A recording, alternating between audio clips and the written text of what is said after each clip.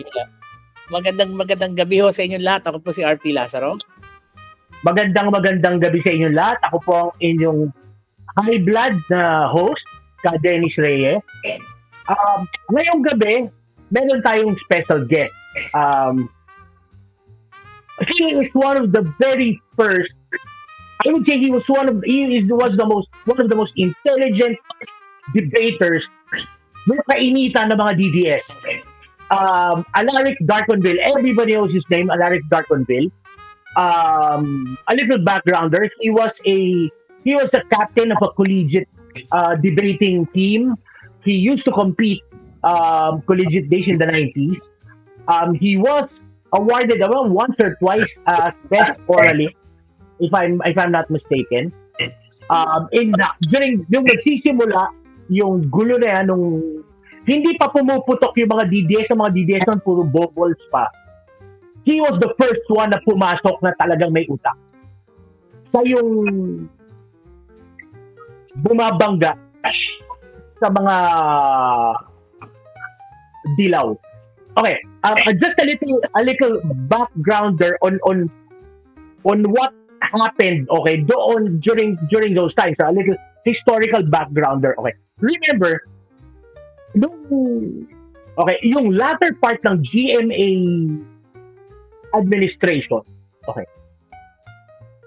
karamihan ng anti-GMA, di ba? Yung mga bulgies. Yan yung what later became the Dilawan. Okay. Ang venue nila was yung mga chat rooms.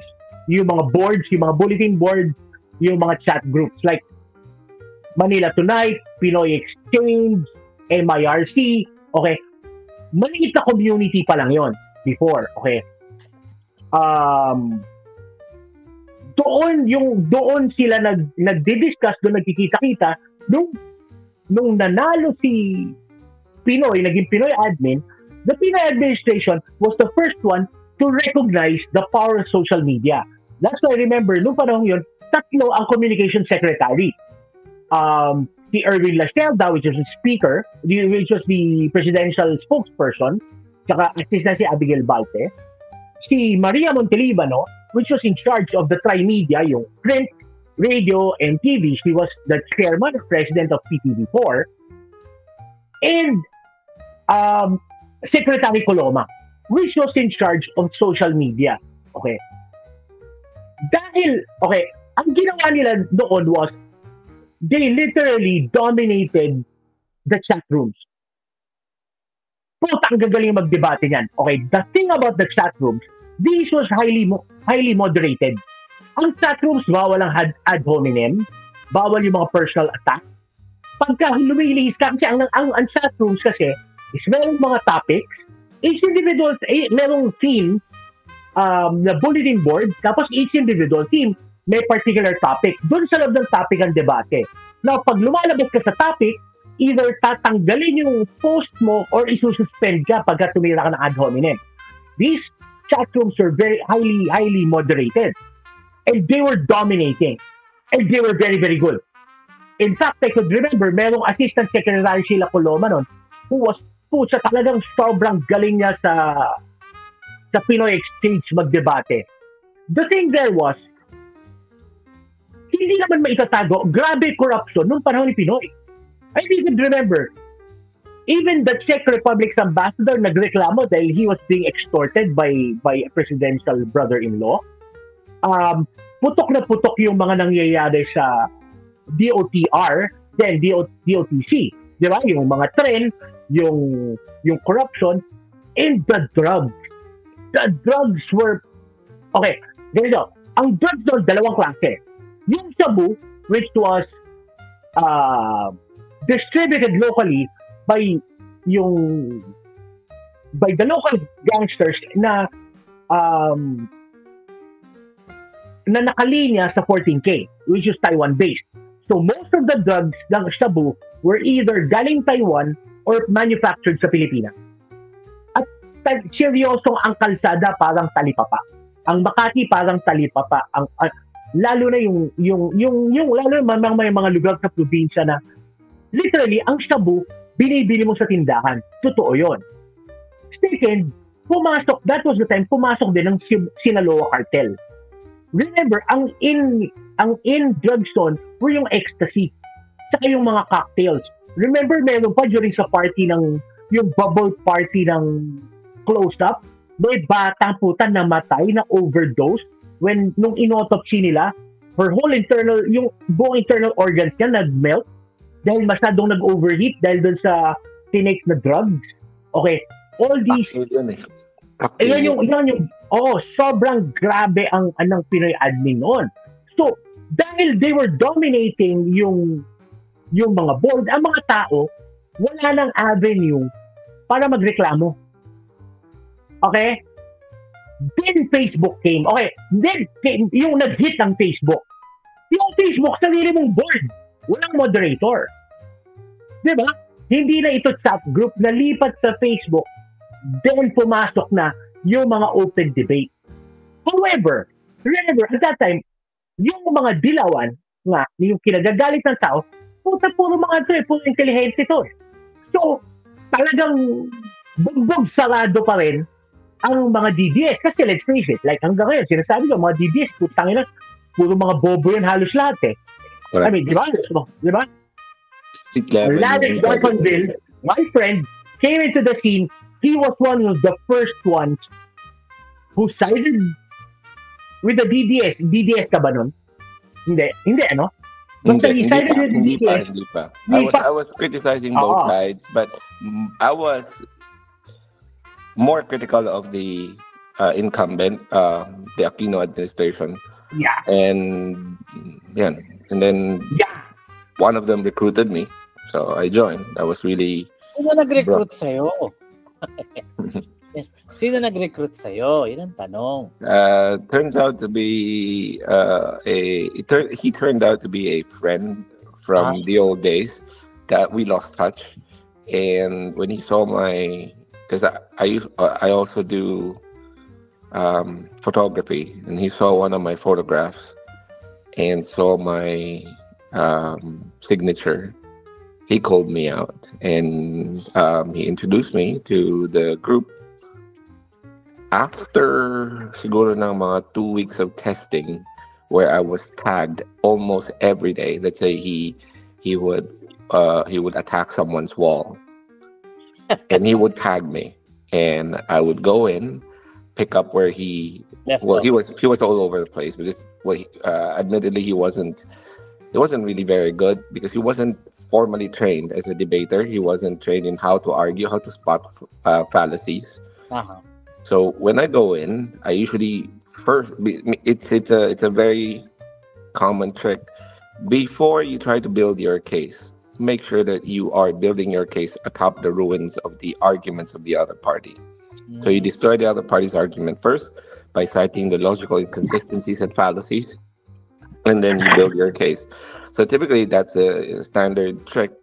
Go in, okay, are you aware that you're committing a fallacy? This doesn't make sense. So you find the inconsistencies, which I did, then build my case. And then after that, we would wrap up, and he would congratulate me, and then he would tag me on another post. And I got to meet all those cool guys. At the time, I thought that everyone had an IQ above mine, literally.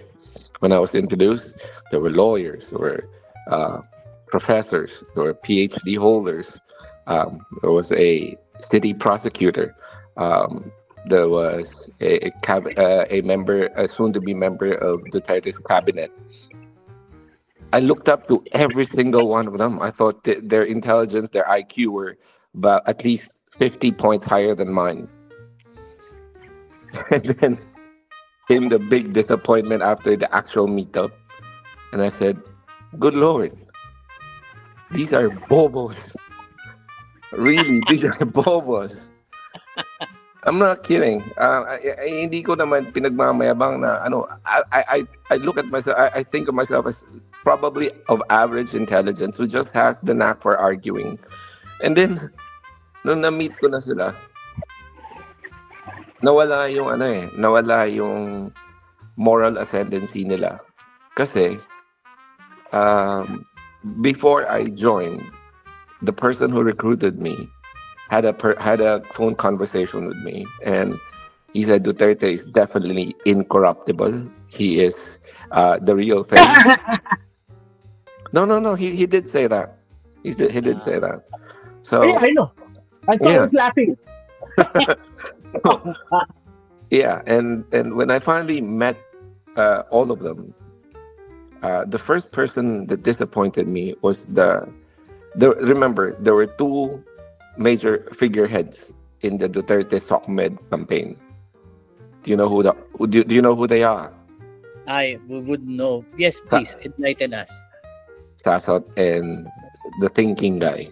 Si Nieto at saka si Sasot. Correct. Okay. They were the two people with the biggest following. SOCMED following. Where was Mocha in all of this? Di ba, mataas ang following ni Mocha? Siya yung ano nun eh. Binigyan pa ng posisyon sa gobyerno yun eh. Para problema ni Mocha kasi in SOCMED propaganda, Mocha merely parrots and repeats. She cannot hold her ground when it comes to arguments. So the only two people who are really actively arguing were TP and Sasot. But I tested their mettle one day after I figured out that there's nothing to them. So I went to TP's wall. Whenever he loses a debate, he deletes the whole thing. Those were the days when I was still with them. I just wanted to test whether or not they're really all they cracked up to be. And Sasot, good Lord. I could count after I think 2 or 3 attempts. She was bragging that she could hold the debate against 4 or 5 opponents simultaneously. It only took me 10 volleys, meaning 10 exchanges, to get her stumped on an argument. So I said, no, there's nothing in these two. And then when I went to Malacanang at the invitation of Uson, would you know, with who in the current lineup of cabinet secretaries would not know what an RA is? Do you know what an RA is? Republic Act. Correct. She didn't. Ha? Sorry, Josep. Baka nagbibiro lang. No. It was live on PTV4. Okay. She was asking me, okay, you're a representative of? I said, Northwestern Mindanao. And I said, I only have one question. Why did not Duterte activate the AMLC against the war on drugs, against the drug cartels? Oh, yeah. Because if you're, diba, sir, if you're fighting narco politicians, the moment you freeze the asset, you turn off the spigot, they have no money to spend. Totoo yan. Why did they? Yeah. And I said, why not activate RA 9160? And she was asking me, wait, what's RA 9160? I said, it's Republic Act. And she asked me, what's a Republic Act? Ay, kay horror. Hindi siya nagbibiro, hindi siya nagpapatawa. No. It took her co-anchor to explain it to her that the Republic Act is a law passed by the legislative or the legislature of a country, and in our case, it's the lower and the upper house of Congress, and we were supposed to join them in a dinner at Malacanang. I left. That was the end of my DDS days. I called up the person who recruited me and told him, I'm turning my back. Because you told me that Duterte is not corruptible, it's not possible that a person who would appoint such a person, this kind of person, to a cabinet position, who doesn't know what the Republic Act is not corruptible. That's not possible. That's no longer possible. So I turned my back. And then, have you ever played a game when we were kids? We used to play a game. Alam mo yung an ant's nest, If you look at an ant's nest, you pluck out one red ant, put that red ant in a bowl of charcoal powder. The moment you put the red ant back, the red ant that ant gets attacked by members of its own nest. Because everybody thinks it's a black ant. Correct. And that's what happened to me. Yikes. I closed 7 Facebook accounts because there's a group headed by a woman in Davao that does the reporting. They would mass report your account, and Alam, may idea ako kasi niyan. Publicus. Kapag-anak ba yun ng pastor? Publicus. Yung Publicus. Wala ko sinabing ganun, ha? Yeah. So, yeah. And I realized that whatever Duterte was, he may be a lot of things, but incorruptible isn't one of them. Oh, that's pretty obvious by now. Yeah. So I turned my back in 2017. I only stayed with them for a year. For a year? Maiksi lang yun. Hindi mo natiisan. So. Yeah, but in that year, I think I remained. I kept my arguments above the noise of the street level ad hominem. Yung ma-rape sana nanay mo, hindi mo naman ginamit yun. Hindi. That was low. That was very low. Yun lang alam. Nung nawala si Alaric doon, puro ganun na sila. I tried to. We had a group that would serve as a parang debating group. I would teach them the basics of spotting errors, and when I turned my back because of Uson, one of them laughed at me, made fun of me, said I am a pretentious fuck. Sorry for using the French term. Who would like to use French terms? Sabi ko, anong French term ginagamit ko? Yung non sequitur. Sabi ko, paano naging French yan? Paano naging French yun? Sige na nga lang. Sige na nga. So, when I turned my back, yun, they attacked me. And then... Teka, sino yan? May idea ka ba? Bigyan mo kami hint. At the who? Before Duterte's term ended, he also turned his back on the DDS. He realized that I was correct. He turned his back on the DDS as well. So I said, at that time I told him, you're blind. Because he's an OFW. He's not Philippine-based. You're blind. But I've seen the corruption here. And there's one event that made my stomach turn. You all know what happened to all narco politicians. That was part of the Manila paper list of Duterte. Yes. Okay. All right. I don't know. I'm in no position to judge their innocence or their guilt. However, those who died as collateral damage, they're very real. And in one of those occasions, a gaffer of a local TV network, a young 17-year-old boy, was killed. His mother lived during the operation against the narco politician. His mother wailed during the boy's funeral because they lived near us, from our house all the way to the cemetery. You could hear her cry. Siyempre. And hair-raising yun. And nagigilty ka that you sided with someone who would kill indiscriminately. Anong kasalanan ng anak ko? Hindi adik, nag-aaral. Bakit nyo pinatay? Ibalik nyo anak ko. She cried all the way to the cemetery. It made me question whether or not it was really worth it. Indiscriminate yun eh. Every single person who who was nearby, a tricycle driver, a fishbowl vendor.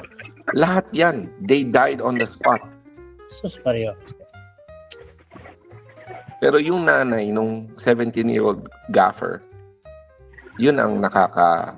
Oo. Kasi maramdaman mo yung sakit ng nanay na nawala ng anak.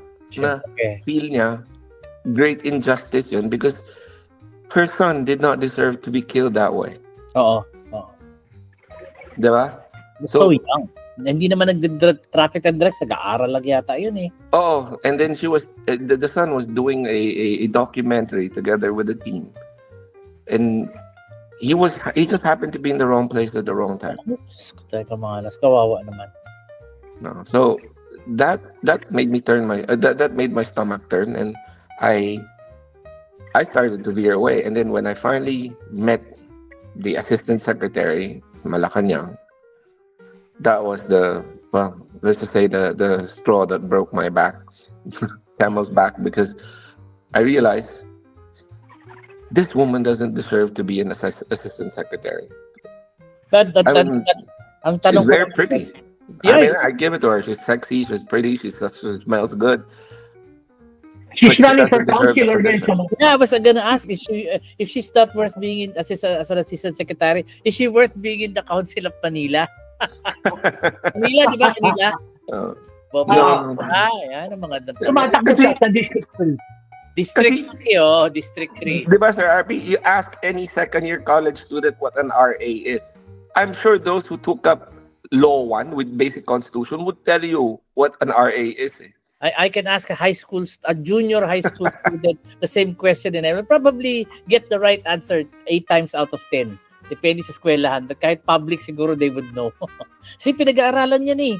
Sa Aralin Panlipunan, sa junior high. Yeah. Michael, masyado naman kayo judgmental. Paano naman kung hindi nag-aaral? Pero hindi, ang weird kasi dyan, itong pinag-uusapan natin si Madam, graduate siya ng medtech. Actually, actually I've met her a couple of times, no, and nothing personal naman. Tatama ka, maganda siya, sexy siya, walang problema. Hindi siya bobo. The way siguro kasi very fleeting yung meetings namin sa kanya, na-meet lang namin siya in passing. One of those events na I used to have a radio show kasi with the Duterte administration, which I did not deny. Ano naman yun? Namimit namin siya, bait naman. Wala kami kasing ganyang interaction like yun na nagkukwentuhan kayo about okay naman siya. She sounded smart. Yeah, but she doesn't deserve the position because, well, for the very basic condition required, you have to know what being in the government is about. And if you don't know what an RA is, and I was talking about RA 9160. Uh-huh. I mean, what's the point of holding a conversation like that? Yeah. Actually. And alam mo, dinala yan ni former Secretary Cayetano to the UN meetings. I think just to expose her. But the thing is, mga diplomatic, high-level diplomatic meetings with the United Nations. Nandun siya. Diba? I don't question what she brought with her to the United Nations. I only question the wisdom of the appointing power. Whether or not there was indeed wisdom. Yeah. Malapit eh. Okay, so you left and you were attacked. I was accused of being someone. Una, they thought that I was RG San Luis. I said, fuck, check our writings. We wrote in very different styles. If you know how to write, you would notice that a person's vocabulary is almost always going to be his anchor. And we have very different vocabulary stores. You can check someone's writing based on that, and you can compare it against someone else's. If you accuse me of being RG San Luis, you're giving me too much credit that I can write with RG's vocabulary as well as my own. I don't have that, I don't have that kind of the vastness of parang, because RG is a pro writer. I don't hold two vast vocabulary stores that I could, switch from one style to another. So sabi ko, I'm not RG. And then they accuse me of being someone else. All because I turned my back. And remember, there in 2018, early 2018, after the build momentum was launched in 20. I think they launched it in late 2016, and it was in full blast in 2017. And di ba, bill is anchored on loose fiscal policy. It's very loose. They keep spending money because the savings in Aquino's term, Duterte wanted to spend them all. So very loose ang fiscal policy sa panahon ni Duterte. And then in early 2018, the BSP, through its monetary board, lowered the reserve requirement by I think 25 basis points. And I said that's a disaster. You don't couple a fiscal policy that's already on the verge of being, let's just say, extravagant to the point of spending anything and everything. Military personnel salary increase, police personnel salary increase. And Duterte was courting the favor of the military branch as well as the civilian armed forces. Yeah, namimigay siya ng pera. And then, ND, everybody knows that. Yeah, and then meron pa siyang build, which was triggering, which was already giving a lot of buoyant pressure on inflation. And then you suddenly decrease the reserve requirement. I said, that's going to cause a huge inflationary spike. When I said it, lahat ng mga bobo sa DDS na feeling nila they have a say in everything, wala, inatake, and then my account got suspended. And actually, they mass reported it that I had to present passports as well as an affidavit of one and the same to Facebook police to prove that I am who I say I am. And then I disconnected. Bumalik na lang ako nung kinorek na ng BSP ang mali nila because of the inflationary spike in I think in summer of 2018. Nangyari talaga yun if you check. There was a fluke spike.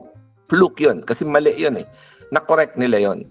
Pero tama ako. Kasi when they lowered it, sabi ko, magkakaroon to ng spike kasi sobrang lakas na ng spending ng BBB. Tapos, i-prepare mo pa, babaan mo pa ang reserve requirement. You know what will cause, what are the effects that may be caused by the lowering of the reserve requirement? More money in the market. Ang borrowing nun mababa ang cost nun So, nangyari. Nagkaroon nga na. Ha? Dami mong utang yan. Babaha ang pera. Nagkaroon nga. If you check. It's inflationary. Inflationary talaga. Maraming pera masyado. Yes.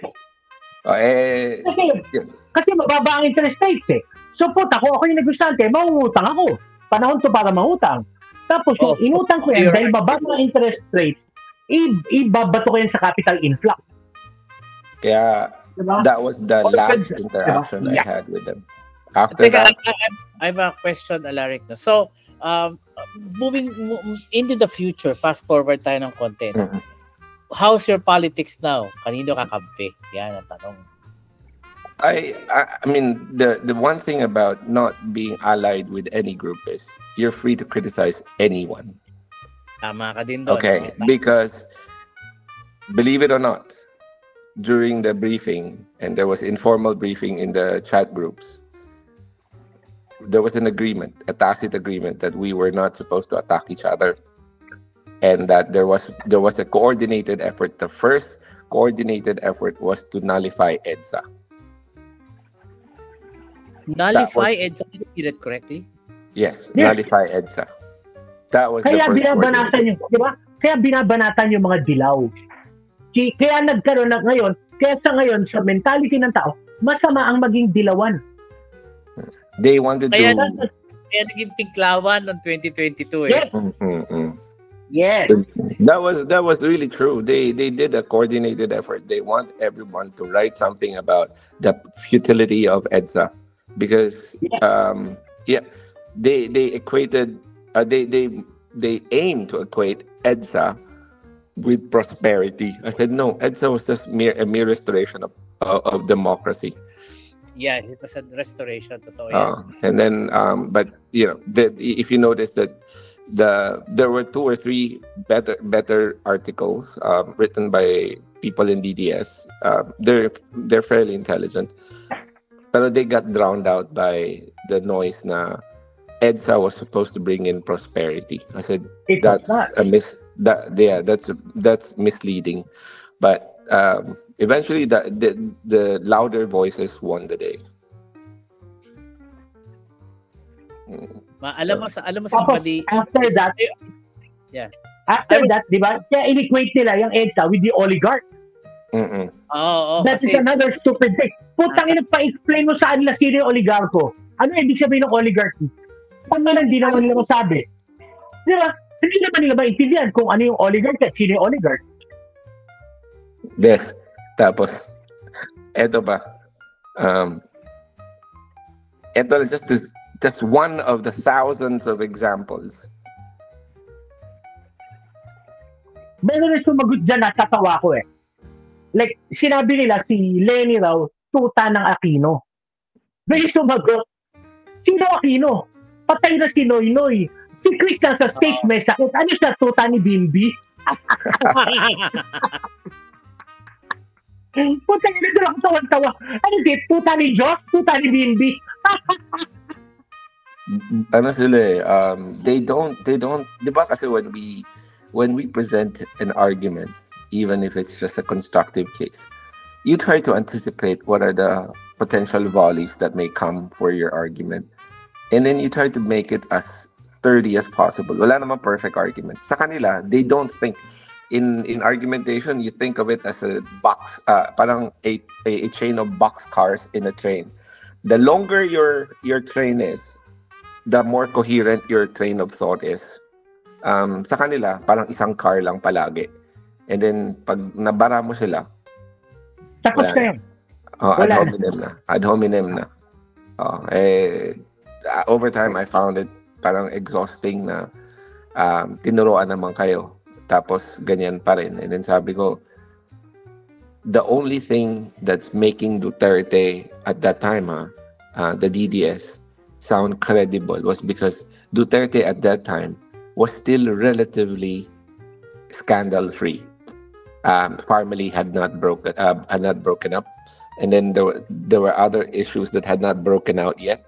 But in latter years, bobo na kayo, wala pa kayong moral ascendancy.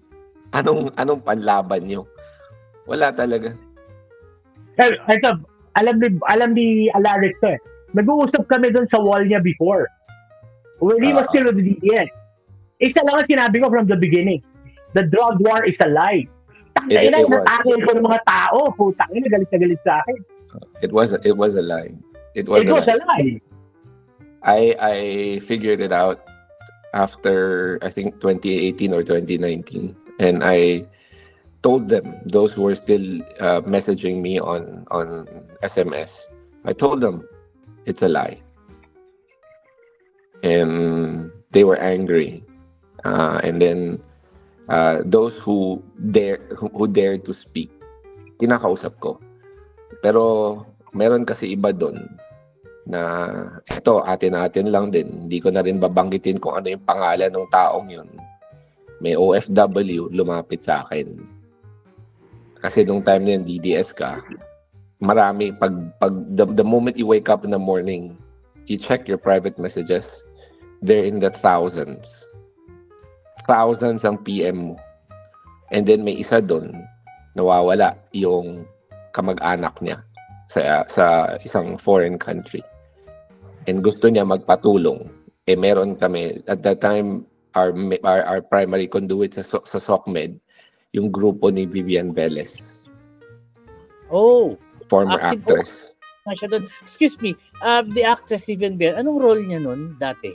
Meron kasi siyang, let's just say, paramour na connected sa palace. So we can coordinate with her. And then at that time, I did, but she was not in the group chat. She wasn't responding.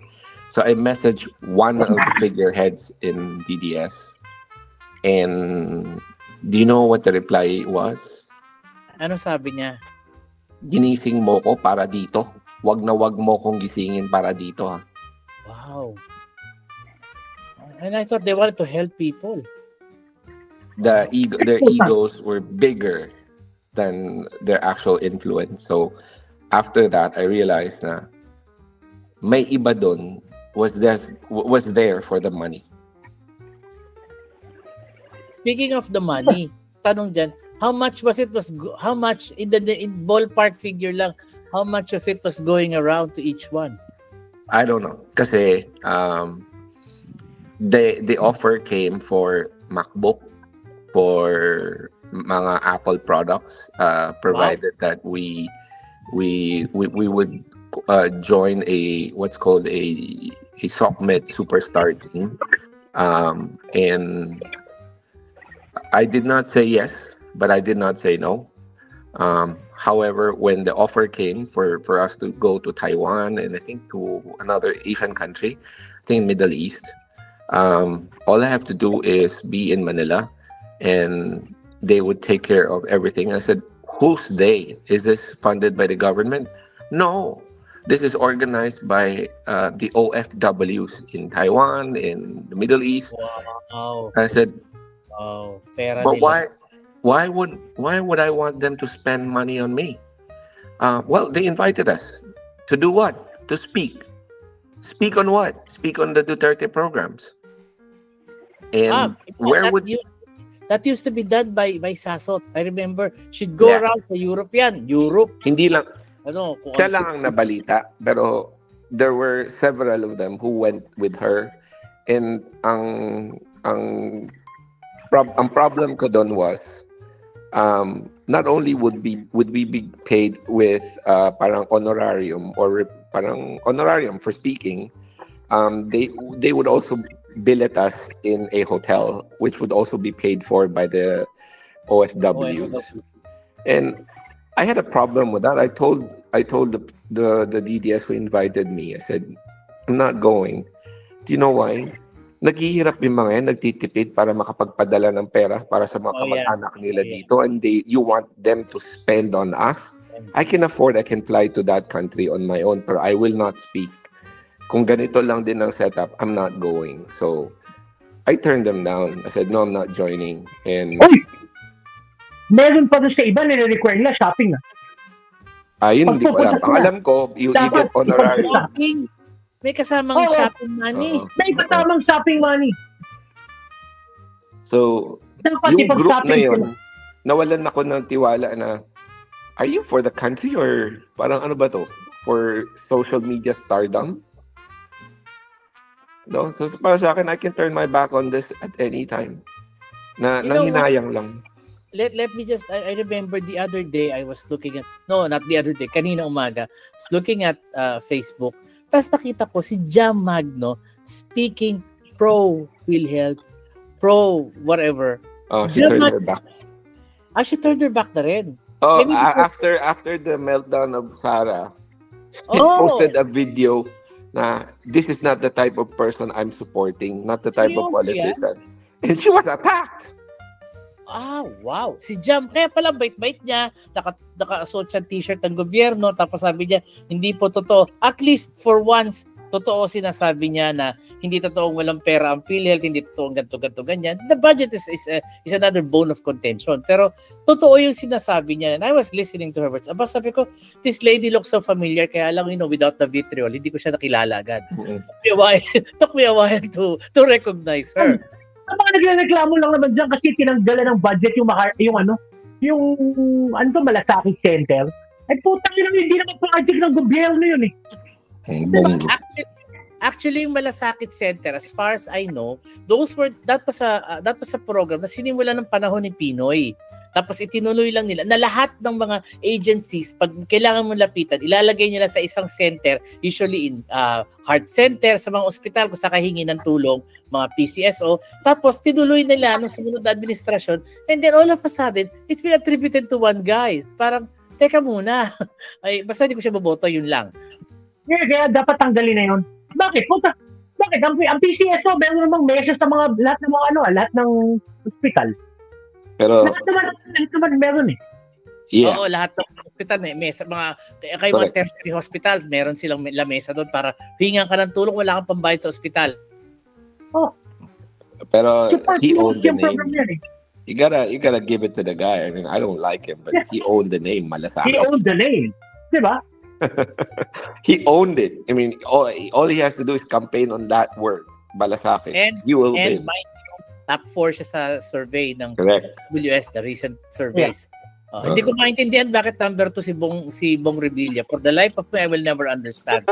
Pero ang nalaglag ng konti, alam mo kung sino? Si Bato. Ano nangyari doon? Kasi Bato tumaas na nga yun eh. Because of Quadcom. Tumaas na nga yun eh. Because of Quadcom. Pero the elephant in the room that after Quadcom that nobody talked about, especially during the parang pre-campaign survey. Nilaglag siya ni Duterte. Sinabi siya commander ng DDS. Sino? Nilaglag siya ni remember si Bato. Ano yan? DDS commander yan. That's yeah. Kasi it's stuck sa utak na tao. Hindi ko to iboboto. May sinasabi si Alara dyan, yung elephant in the room. The South China Sea, the West Philippine Sea. Yes. Kasi sa totoo lang, sa putang ina yan, si Bato at si Robin. Puta, pinagagalitan yung Coast Guard. The people defending our borders. Yeah. Dennis and I, diba? We had our disagreements in private chats tayo. Pero when it came to the West Philippine Sea, magkaintindihan tayo. Sabi ko, hindi ako sasang-ayon sa stand ng DDS. Hindi ako naniniwala na Duterte, that China would start a war against the Philippines just because of the West Philippine Sea. They were just starting to scare the people into something. He was just scaring people. Tangina walang yayan. So treacherous. My dad, who is, in most cases, because we are descended from, Chinese lineage, in most cases, would side with the development of China and the growing economic juggernaut that we have in the north. Pero when it came to West Philippine Sea, my dad said, ibaliktarin mo yung sitwasyon. Gagawin ng Pilipinas sa China. Ano kaya isipin ng China? Pati siya, ultimo siya, ganun. So I told the DDS friends, even my dad said, mali na yung ginagawa. And why are you siding with a foreign country? Bakit nyo tinatakot ang kapwa nyo tao na, kapwa kanayon na magkakaroon ng gera? Sabi ko, alam niyo ba ang nangyayari sa China? India nga, they cannot afford to start a war kahit na napatayan na sila, nabugbog na. Bakit nila yan, ha? Bakit? Nila yan. Sa border skirmish, hindi nga sila makapag-afford ng start ng war. Hindi, why?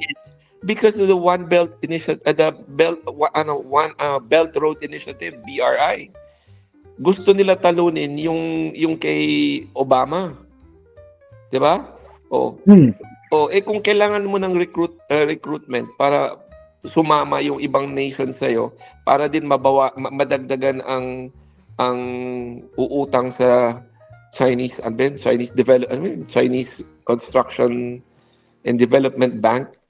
They want to prop it up as a second Asian Development Bank. Diba? ADB is owned by Japan. China is propping up their own lending firm. If you want people to borrow from you, to be receptive to your development efforts and to your influences, you don't start a war. Yeah, definitely. Diba? Oo. Tsaka, isa pa. Minds, hindi ka manggwa-aaway. Correct. So sabi ko, alam mo yun, kaya lang niya ginagawa yun. Kasi gusto niya makuha yung area ng South China Sea And then, eventually, because the only gateway to Japan and North Korea is through the Bashi Pass. Yung between Batanes and Taiwan. Pag naging chokehold yun, alam mo, magiging Panama Canal yun eh. Oo, naglalagay ng toll gate. Oo, di ba? Pag hawak nila ang South China Sea, hawak control nila ang trade route papuntang Korea and Japan. They control 80% of the trade route in the world. Diba? Yun ang ibig sabihin nun. Tapos ngayon, nalaman ni Trump, di ba? That the militia controlling Panama is Chinese militia. Yeah.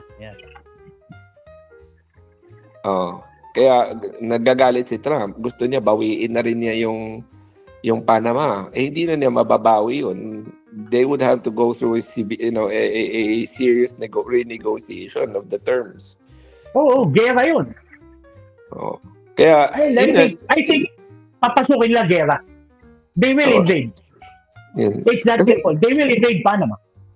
Kasi isipin mo, doon pa lang, sabi ko, hindi naman maka-Pilipino si Duterte kung yun ang basehan mo. Bakit? Yung fishermen mo, yung fisher folks mo sa norte, inaapi, tinataboy, yung iba hinuhuli. Pagkatapos you're still siding with China? Oo. Ay, teka muna, I have an important question, Alaric. So sino-sino sa mga stalwarts ng DDS ang tumalikod na sa kanila? Is it because they're not in power anymore? Or is it because sabi nga ni Ka Dennis, napatayan na ba sila ng gripo kaya ganon? Or talagang ideologically talagang nagre-rebelde na sila? Napatayan lang ng gripo. Personally, na nakita ko, nakausap ko, wala pa. Sa mga si MJ, hindi pa. Yung isa namatay na. Yung isa, yung abogado, hindi rin. May kasama yung isa na taga Davao din na abogado yun. Hindi rin. May anger issue yun eh.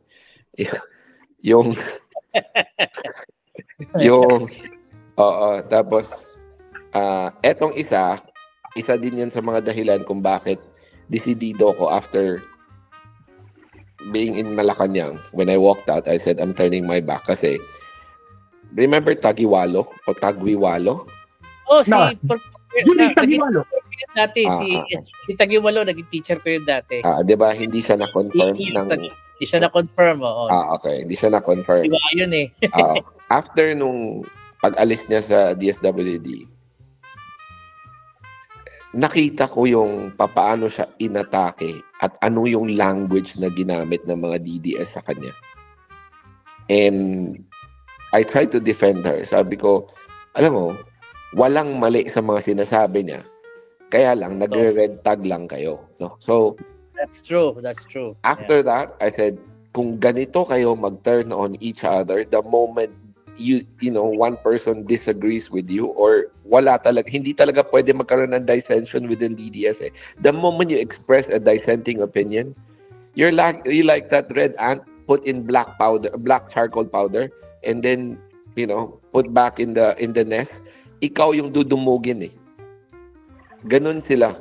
So, yung hive mentality nila, after that, sino ba yung, kasi, ang unang nagkasiraan nun, if you recall, a professor and that transgender. Yung walang buhok. Sila yung unang nagkasiraan, di ba? They were... Over a radio show. Kasi yung ang may kasalanan nun actually was the columnist who already passed away. Okay. Okay. Pero away bakla yun. Correct, away bakla yun. Pero kung sana nagprangka kasi yung columnist, pinrangka niya, wala na sanang haka-haka. He found another way of saying why the other guy was being booted out. And then the other guy thought that was really the real reason. He investigated. doon na nagkalkalan. And then, yun na yun, yung issue na yun. And then, nagtanong naman ako, kinausap ko both sides. And sabi ko, bakit kayo kailangan kung may dissenting opinion, talaga lang naman magkaroon ng dissenting opinion kasi healthy naman yun, kung tutuusin, it's a healthy thing to have a little dissent. Sabi ko, isipin mo na lang, magkapatid, born from the same set of parents, magkakaroon nga ng dissenting opinion brought up within the same household. Paano pa kaya kung magkaiba yung background ninyo, di ba? Wala. They attacked the professor. And then, na-realize ko din na hindi na sila professional because there was a part na naglalabasan sila ng thesis. Napansin nyo sa Facebook, pinopost yung mga thesis ng kabila. Isa naman nagpo-post din na below the belt na yung mga ganyan. Oo, tapos binibilog-bilog nila. Eto, ano to? And then, natatawa ko kasi nagsisiraan kayo ng kredibilidad ng isa't isa. Anong mapapala ninyo dyan? Di ba? The other party was accusing the other party of plagiarism. Di ba? Tapos yung isa naman sabi, bakit yung masteral thesis mo, yung dissertation nun, bakit naka-double or triple space? Wala ka bang masabi? Alam mo yun? Umabot sa ganun. Tama si Ka Dennis, away bakla nga. Away bakla. Parehong bakla yun eh. Tapos pareho na plagiarist. Diba? After that, sabi ko, anong mapapala ako dito? And then, yun nga, diba? Tapos, ma-meet mo pa yung assistant secretary na nag-invite ka. Magkaroon ng open forum. Tapos, ikaw mismo, hindi mo alam ano yung RAD. Sabi ko, hindi na ako sasali sa grupo na to. I turned my back formally. Nagpaalam ako. Sabi ko, ayoko na. Balik, kung magko-comment ako next time sa merit ng issue, I will not follow the line toed by the DDS anymore. And yun, di nila nagustuhan. Alam mo, somebody, a government official once told me na ang Pilipinas daw ay hindi ready sa demokrasya. Hindi raw tayo marunong mag-handle ng hindi tayo marunong bumoto, hindi raw tayo marunong mag-handle ng issues. Actually, tama siya. Ang dapat sa atin talaga diktador. Pero ang diktador who has our interests at heart. Kaya lang, lahat ng diktador natin walang kwenta eh. Correct. Walang ganung diktador. Wala nga, pero sana medyo mapalikuan nyo sana na paano, di ba? Yayaman naman tayo, sabay-sabay tayo aangat. Hindi ganun. Pero maturity comes in time. Lee Kuan Yew was very intelligent. Yes, he was, yeah. He was very intelligent. He can speak on the merits and demerits of a case, and he can argue his position. I have yet to meet someone, whether in the DDS or in government, who can speak like that. I had a debate with Abigail Balte on Twitter. Abogado yun, no? Abogado yun, di ba? She was very impressive. Unfortunately, she's also blind to her own fallacies. Kaya pag na-spot mo yung fallacy niya, galit na. Sabi ko, alam mo, kung ganito lang din, wala namang perfect na tao eh. But if somebody spotted your fallacy, the best way to walk away clean is to admit that you were wrong in that statement and then recover from it. Pero kung pipilitin mo, dahil nasabi mo na, you're digging your own grave. Lalo mong mapapalubog sarili mo eh, di ba? Yun lang yun eh. So, sila, lahat, sa DDS, they don't care. Basta they believe that they're right. Merong bakla. Eto, bakla talaga na sobra. Alam mo yun? Oo. Merong, siya, may pera. Kilala mo rin to. Wala akong babanggiting pangalan. May kaso sa US dahil namimilit ng sikyo. Nako, ha? Namimilit ng ano? Namimilit ng sikyo? Yes. But sexual harassment cases states yan. Ay, sis Maria Josep. Oo. Yes, please continue. Di ba? Tapos, meron ding na pag kaya siya pumapanig sa DDS kasi isa sa mga tinatawag ninyong DDS stalwarts binibigyan siya ng monthly allowance kasi wala siyang income eh. So, maraming doon ko na na-realize na this is not parang an amalgam or a group of patriots. Bakit? Kasi the moment you point out someone's fault or flaw in hoping, eto within the group to, not publicly, pagagalitan ka eh. And then, eto, ang abogado pa ang lumapit. I'm not gonna name names. I was invited to Malacanang to join the Christmas party. Remember, there was a Christmas party in 2017. Held in Malacanang where Duterte graced the event. And the DDS bloggers were there. Yes, I remember. Okay. I was given a digital invite, and I said I'm not joining. True to her character, she was nice within the group. She approached me and she said, privately, allow me to apologize. And I said, what for? For the assholery of the person in the DDS. And I said, well, it's not your fault. But if you're taking sides anyway, the apology doesn't mean shit. Diba? You're taking sides. Publicly, you're siding with the other guy. But privately, you're apologizing for the guy without the guy's knowledge. What does that do? Diba? And I said, akala ko nandito tayo for the right reasons. And sabi ko, bakit hindi mo kayang pagsabihan even sa group chat? Alam mo, sagot sa akin? Ano sabi niya? We all need them. We all need the two of them. Kasi sila yung may dalawang pinakamalaking following. So, na-realize ko rin. Sabi ko, kung ganun, walang tama mali dito, di ba? So, di ba? Kasi nung sinipa nila yung professor, sinipa nila talaga yung professor.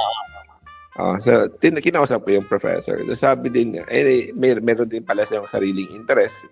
Meron siyang ulterior motive din. Pero whatever... Magsuot ng panty. Ha? Magsuot ng panty. Baliw. Sino interest niya? Baliw. Hindi, gusto niya. Nangangaral kasi siya. Kasi siya yung may pinakamataas na position. Feeling niya kasi, professor siya. Doktor siya. Professor siya. Nangangaral siya. And then, ang DDS kasi, di ba sabi ko, mas malaki mga egos nila kaysa sa kakayahan nila. So, pag pinangaralan, nagagalit, napipikon. So, isa yun sa mga dahilan. Sabi ko, kay Prof dati, and we were friends for a while. Sabi ko sa kanya na, hayaan mo na kasi may following ka naman, and then do what's right na lang, di ba? And I helped him for someone who used to be a professor for a very renowned university. Yes, very renowned. So, yeah. I was so shocked that he had troubles with his grammar. Ha? Yep. Teka muna. Very poor. Wait. Talaga? Below average. Yeah. Pansinin mo. Wag yung published just sa newspaper. By reading it wall. Yun kasi may editor eh. Pansinin mo yung mga sagot sa wall. He's got very below average grammar. Actually, I was ang senses niya mali. Baka kako, ano lang yan, nagte-text siguro, gumagamit ng cellphone, big thumbs, mali-mali yung, it happens to me, it happens to everybody, di ba? Sir RP, merong isang instance kasi for a while, while I turned my back on the rest of them, he and I, we kept in touch, and we had our discussions naman, political discussions, and then I would take screenshots of his posts and I would say, "Sir, kindly correct this." So I would give him probably the correct subject verb agreement. And diretso kasi ako nagko-correct. Sinasabi ko, "Sir, mali to. Ganito dapat ang pagsulat." Nung bandang huli, nagduda ako. Sabi ko, hindi kaya to parang kasi ang akala ko noon was hindi siya conscious sa nangyari dahil nagmamadali siya mag-post, di ba? Baka nga, posible. Di ba? Di ba? So, ang ginawa ko, kinuha ko lang yung screenshot. Sabi ko, sir, there's something wrong with your post. Wala akong minarkahan doon. Wala akong binigay na correction. Hindi niya maspat eh. Ha? Doon ko na-realize na, may problema siya sa ganito. Kasi hindi niya maspat eh. Tsaka pikon. Oo, pikon. Pikon siya. Pikon. You cannot take it na pagka ipo-point out mo mali yung sinabi niya, mali yung argument. Hindi yan galing sa akin. Galing yan sa kasama niya, kapwa niya, former members ng same faculty. Nagsasabi sa akin, ingat ka, pikon yan. Ingat ka, pikon yan. Hindi yan pwede mapagsabihan. Sila mismo ang nagme-message sa akin. Sabi ko, kaso, lantaran eh. Alam mo yung yung style niya na daw siya, objective siya. Wala siyang pinapanigan. Pero at the end of the day, mapapansin mo sa post niya, meron siyang pinapanigan eh. Pero minamask niya as, tawag doon, parang fake or feigned adjudication. Parang nag-judge siya ng dalawang parte. Pero at the end of the day, maramdaman mo kung kanino siya pabor. Hindi lang niya ganun pinapahalata. Pero mahahalata mo rin as he goes along. Kasi if alam mo yun, kunwari, nagdebate ang isang group, ang dalawang panig, tapos ikaw yung judge. Hindi mo pwede sabihin agad sino nanalo eh. Sasabihin mo the pros and cons of this side, the pros and cons of the arguments of this side. Pagkatapos, sabihin mo, ibangga mo, tsaka mo ilalabas kung kanino ka pabor. That's called parang bias adjudication. Ginagawa niya yun. Hindi halata sa mga hindi trained in writing. Pero, una, hindi niya kasi inamin. Ito yung mali sa kanya. Sabi ko, sir, you are already siding with one side. You're not objective. Sabi na, I'm objective. So, sabi ko, are you sure? Sabi ko, I can prove it. Sabi na, yeah. So, nagkuha ko screenshot sa post niya. Sa private chat to binibilugan ko, iniisa-isa ko. Pagkatapos, sinabi ko, pinakita ko, this is a trick. This is what we do in bias adjudication. Natameme siya doon. Tapos, nag-post siya sa wall niya. Sinabi niya na dinulo ko daw ang peace niya. Naku, Sorry, Joseph. Kasi parang binulabog ko daw yung private messaging. Sabi ko, I posted on your wall. Ikaw ang nag-message sa private message. Sabi mo sa akin, there are things na hindi siya nakikipag-argue sa wall niya. Kung meron tayong differences, you can message me here. Ikaw ang nag-invite. So I presented the arguments and just wanted to show na yung sinasabi mong objectivity, wala doon. Nagalit siya. Siyempre. And, nagalit siya. Tapos, nung time na yon, nagulat ako kasi through a conduit, through a common friend, sinabi niya, pakisabi kay na ibablock ko na siya. Sabi ko, wala naman akong sinabi sa public wall niya. Private naman lahat yun Private naman yung conversations. Oo. Sabi ko, diba? So tama yung sinabi ng mga colleagues niya na pikon yan, na hindi mo pwedeng makorek yan, hindi mo pwedeng Siyempre, may PhD siya. Diba? Yun yung nakakatakot na dadaanin ka sa argument from authority na because I have a PhD. Naturally, I should have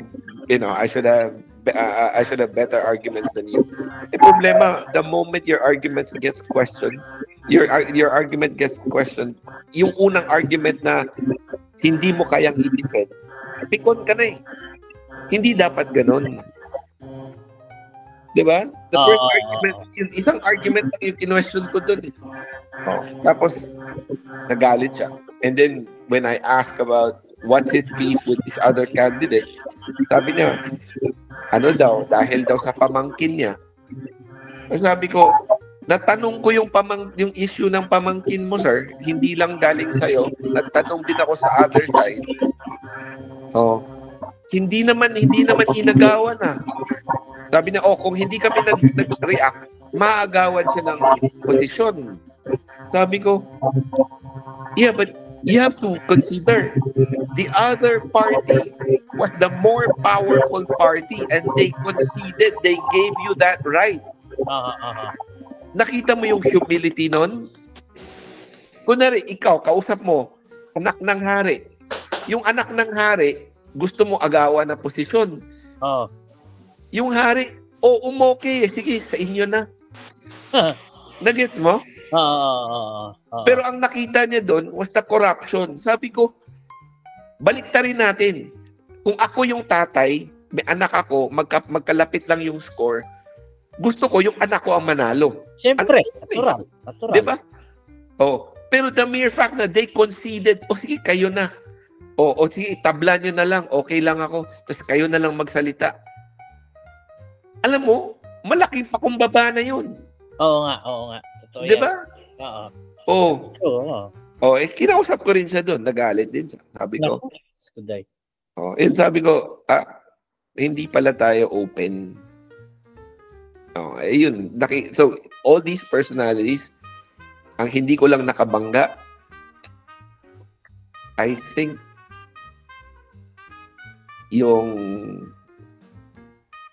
kasi friend din siya na sister ko eh. Yung Chu. Sino? Chu. Okay. Yun lang, hindi ko nakabangga. Yung the rest, bangga ako na yun. And si Sasot din, medyo malakas din yan. Alam mo, I was at the ASEAN event. Meron siyang, out of the blue, we were sitting there and si Nieto natutulog-tulog pa. I was there sa ASEAN in 2017. Incidentally, we're hosting the ASEAN again. So, nung ASEAN na yun, tapos doon ako nakakita ng talagang umaapaw ang pagkain. Anyway, kasi nasa part of the media group ako noon eh. And then nakita ko si Sasot, pinagmumura at pinagdudurong British journalist. Something about what was said in the earlier program. Di ko alam kung BBC ba yun or something. But I was there kasi nung pinagsisigawan niya, ayun ba yun, eksena? Di syempre, tinginan kami lahat, no? After eating so much, saka upo kami doon, we were just waiting for the next, I think we were waiting for Trudeau to come in, eh. And there was, syempre, datingan na yung mga, datingan na yung mga journalists from the other countries, and dumating yung tiga BBC, pinag-aaway niya, pinagduduro, pinaghiwala, yung journalist from BBC did not engage her at all. Talagang tahimik lang. Kaya nagulat ako. Sabi ko, tapos na yun eh. Parang bakit mo naman binalikan pa? Ano yun? Sa akin lang, para ipakita sa mga kaibigan mo na kahit BBC siya, hindi ko siya uro, hindi ka naman naaaway eh. I don't know what the BBC guys said that angered so much. Pero talaga personalan. Eh, syempre, dapat you have to leave that behind. What do you expect? Bakla yun eh. Hindi, that was the major minor. Ganun ba? Kasi yung minor yata yung... Kasi di ba may dichotomy sa DDS. You're either a major blogger or you're a minor blogger. And I think the minor blogger got interviewed. And syempre, major siya eh. May ganun ba yun? Meron. So, igo ng mga bakla. yun yung major minor. Saka napansin ko din na Sasot is impressive by talking about a lot of concepts that are foreign to let's just say the common pedestrian. Pero the moment you poke holes and you dig deeper, like yung argument niya for they remember in 2017 they had this initiative to want Duterte to be the perennial head of state and change the constitution from a presidential change the form of government from presidential to parliamentary. Federalism daw. Federalist, parliamentary. And then the primary each one of the major bloggers was each one was presenting an argument. Kay Sasot was the index of happiness, that generally countries with parliamentary form of system of government, they have a higher index of happiness. That's logical. Tapos ang ginamit niya, and then sobrang lakas ng loob niya that she was correct. She had an argument with Heydarian, with Richard Heydarian. With Heydarian. Okay. And then nung time na yun, natawa ko kasi Heydarian was correct. Sasot was definitely in the wrong. But Heydarian failed to point out yung kung bakit hindi tama yung sinite na example. Although, if you destroy an example, it doesn't necessarily mean that the argument is destroyed. However, in Sasot's case, her whole case was built on the case of Brazil. So sabi ko, if the index of happiness was high and parliamentary form of government generally presents a more progressive country, then how come the development of Brazil only occurred in the last 30 to 40 years? They've had the parliamentary system of government since the early 1900s. Diba? It doesn't make sense, diba? It doesn't follow. So, wala. Sabi ko, yun, parang hindi na niya ma-defend. Wala, galit na siya. And then like, pag natalo ka sa argument, at yan naman wala naman dapat personal argument yan If you don't get out there to learn. Diba? Correct. Ako, the way I see arguing is probably also a way of knowing that this is how much I know, how much do you know. If you know more than I do, then I'm willing to listen. Siyempre, may take away ko, may matututunan ako. Mali pala ako. Ano pala yun? Walang personalan para matuto ka. Correct. Like yung presentation na sa Davao, it was televised, di ba? Paano daw nagkaroon ng parang tinatawag niya na boundary sa sea, national boundary sa sea. Maritime boundaries kasi dati, hindi naman yan makukuha sa batas. Hindi yan makukuha sa batas kasi mapapansin mo, before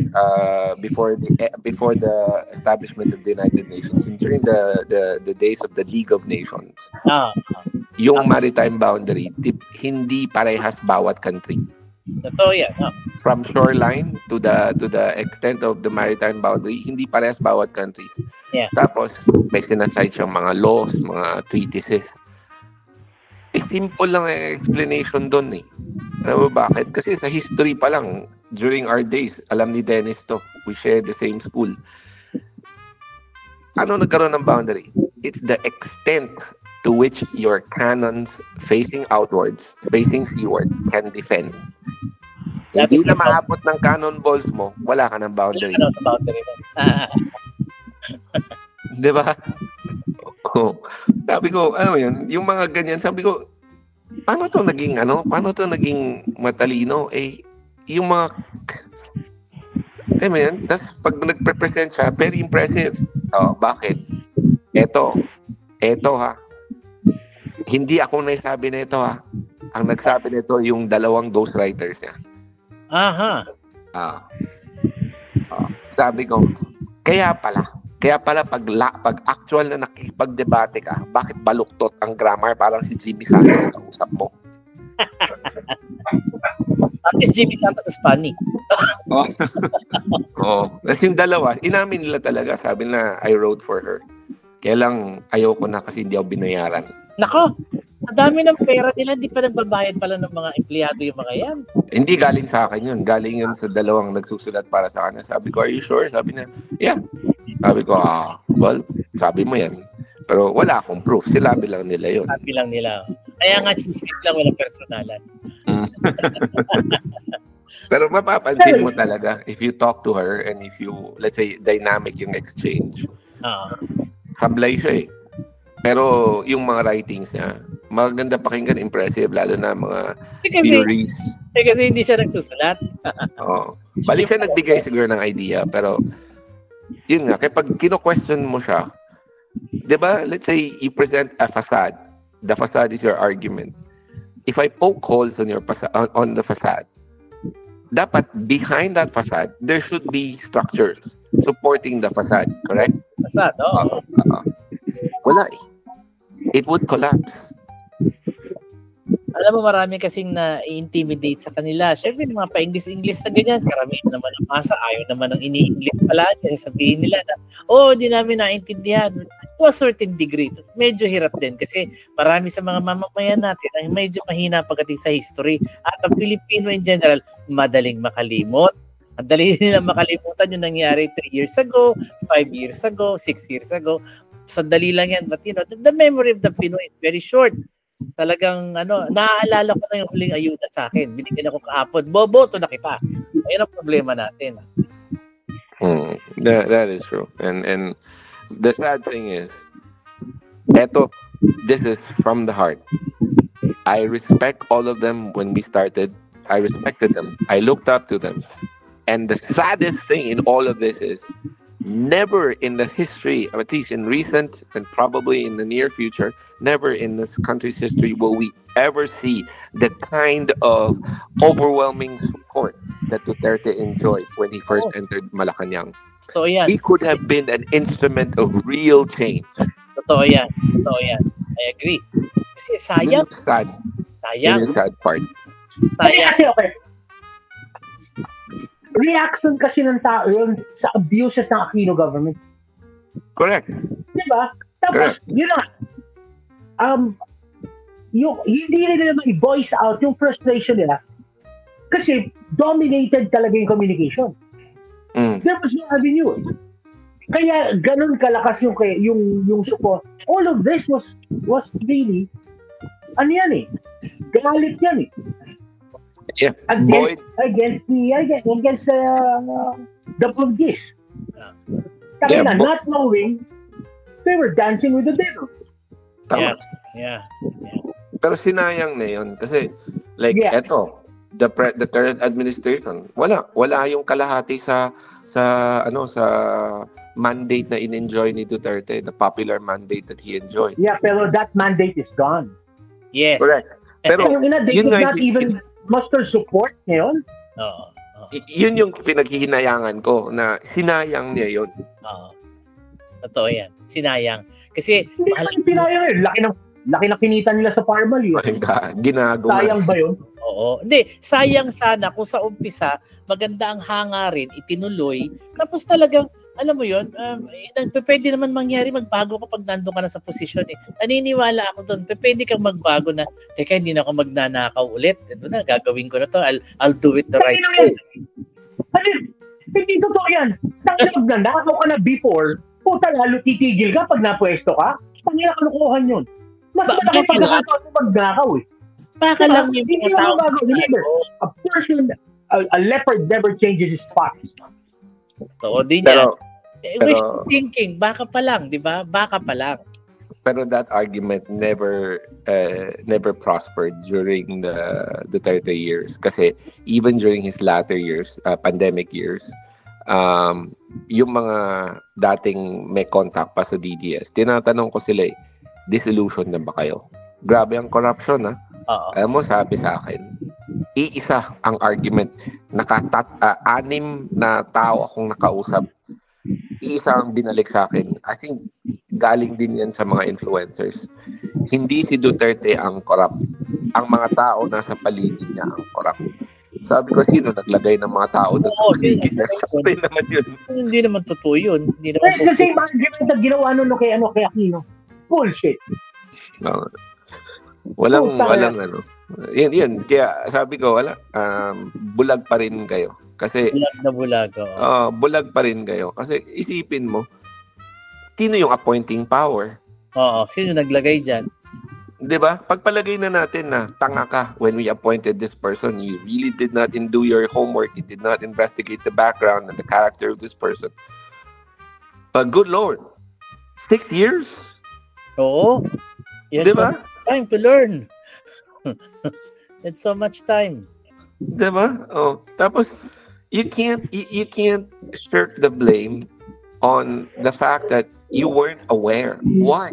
Because on your shoulders rests the heavy responsibility burden of appointing your extension.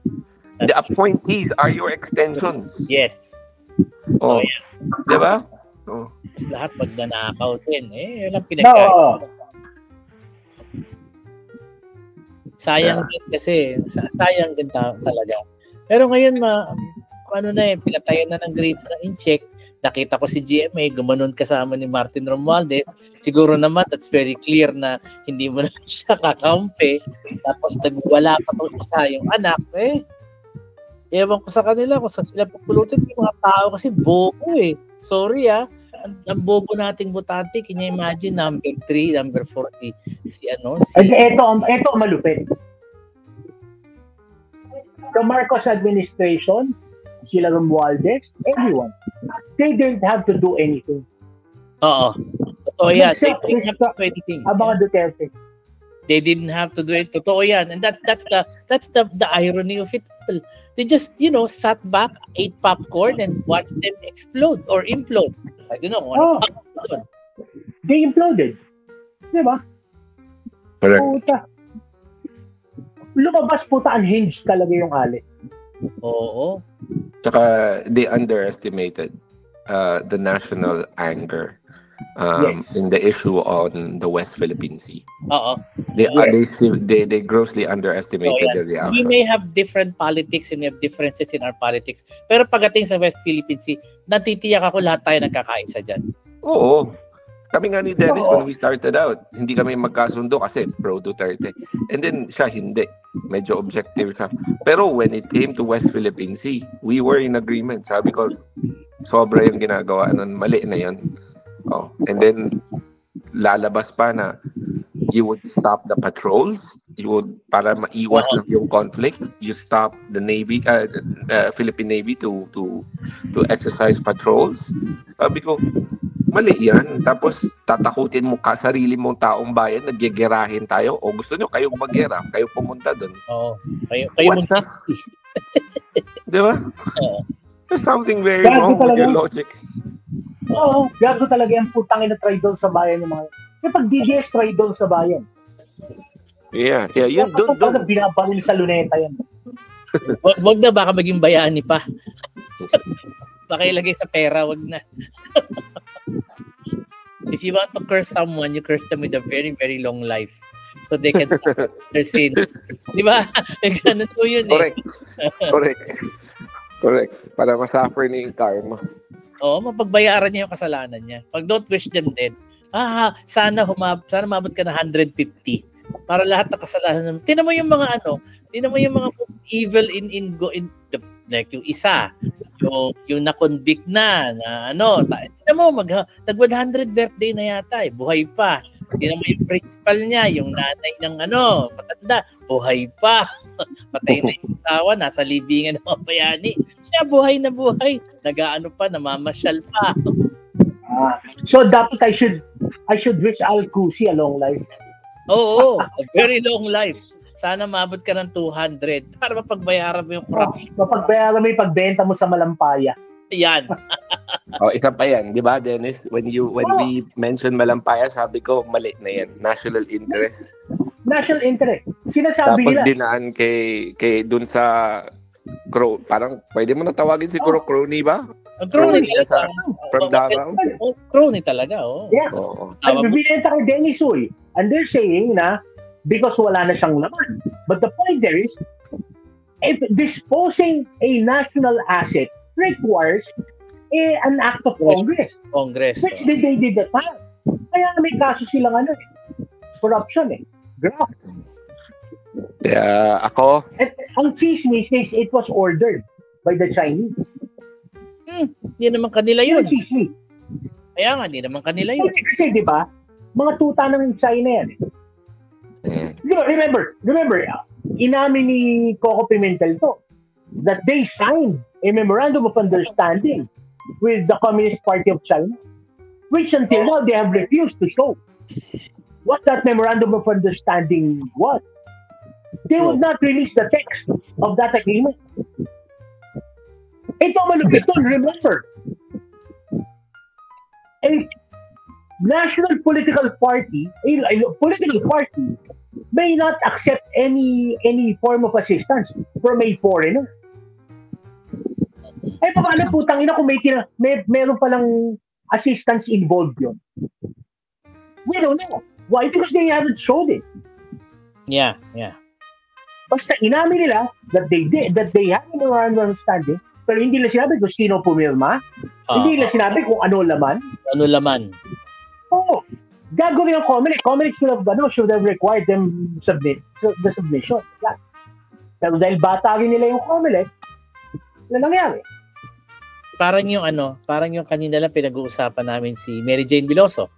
'Di ba? Yeah. Pinauwi sa Pilipinas. Ngayon humihingi sila ng clemency kay Bongbong.